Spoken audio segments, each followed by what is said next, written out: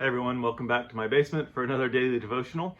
I didn't mention this yesterday, but for a little while I'm just going to do more kind of thematic studies instead of going through a book of the Bible. So if there's any topic you want me to touch on, just let me know and we can put it on the list.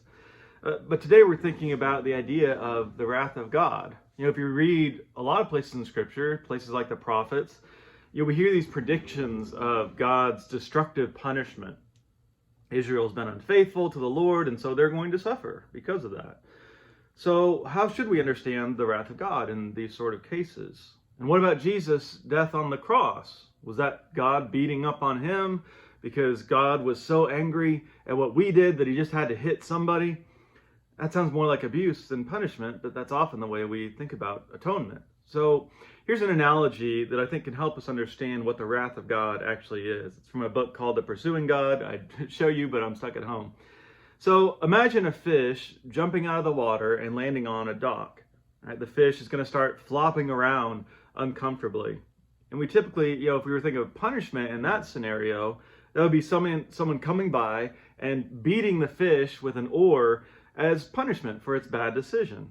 But in fact, the flopping on the deck is both a natural consequence and divine punishment. Right? It's the wrath of God being revealed. This is what Paul talks about in Romans 1.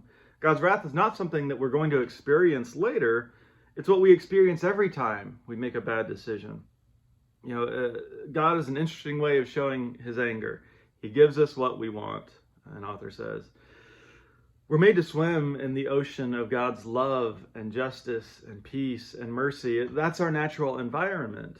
And so jumping out of that has consequences. This is where Jesus does come into the story. He also jumps out of the ocean of God's love. He does it knowing what it's going to cost him. And so he experiences this wrath as he also is flopping on the deck on the cross. But Jesus does all this to show us the way back to the ocean. So let's stop flopping all over each other and let's rejoin the God who created us to swim in his goodness.